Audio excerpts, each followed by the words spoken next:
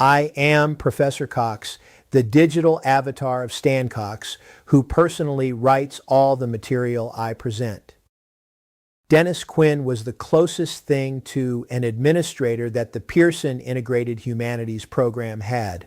On occasion, he would be asked to defend the value of what he and the two other esteemed professors had fashioned from the educational traditions of classical antiquity as seen through the eyes of the Middle Ages and early Renaissance.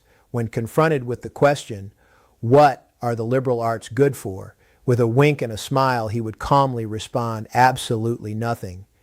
I'm sure that many found this proclamation obscure, simplistic, smug, and even a little arrogant. For those of us who became his students, we slowly but clearly learned what he meant, and our lives were never the same thereafter. The word liberal comes from the Latin liberalis, meaning of freedom or befitting a free person. So the free arts are good in and of themselves without being tied to modern conceptions of utility, usually associated with economic and technological production and advances. The ultimate objective of the liberal arts is to help each of us to become the most complete and virtuous human being possible, intellectually, morally, spiritually, and imaginatively.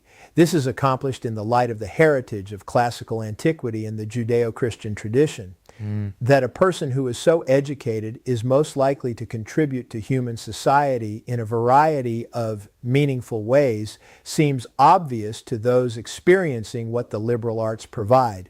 However, these contributions will manifest themselves organically, relationally, and holistically rather than as data points with economic outcomes. The liberal arts, classically understood, are divided into trivium, which articulates and demonstrates the natural progression of human learning from the grammatical structures of each area of inquiry. This is followed by understanding the logical connections between the various components. The process concludes with being able to demonstrate, articulate, and apply one's knowledge to all aspects of life. In the years I spent in public education, there was always an expectation of producing higher-level thinking without adequately teaching the basic tools, definitions, and logical connections required to do so. We were expected to produce critical thinking out of thin air. I was frequently challenged by administrators about the amount of time I spent on teaching English grammar. I would answer by asking, how would you like to have a surgeon perform open heart surgery who had no basic understanding of anatomy? They would often just shake their heads and walk away. I would frequently tell my students that I used the same logical process I learned translating Latin sentences to determine why my car won't start at the local Quick Trip. The quadrivium, the second component of a liberal arts education, teaches the student how all parts of human knowledge fit together as an integrated whole, intellectually, practically, imaginatively, poetically, and spiritually. In other words, the liberal arts teach me what it means to be a complete, fully developed, comprehensively educated human being.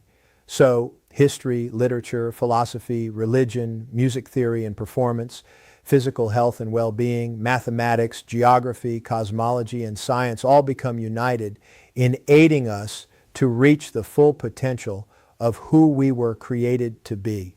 Contemporary education tends to teach subjects as separate entities, often avoiding subject matter that is not considered to be useful in the most basic, mundane terms. Any student who requires understanding the bigger picture in order to acquire and master proficiency is lost in the shuffle. In both public and private educational institutions, valuative measures used to determine the effectiveness of education are often limited to literacy and numeracy. Even with these, mastery is determined in the most basic and limited terms.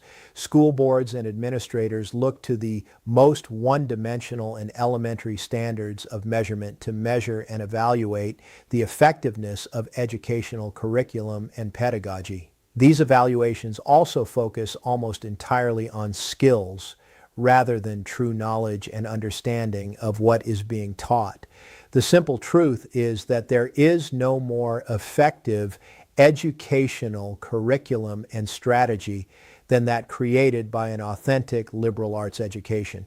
However, one must acquire it for its own sake in order for that utility to be realized. Once utility overshadows the spiritual, imaginative, and holistic elements of the liberal arts, parents, students, and educators begin looking for shortcuts in the process.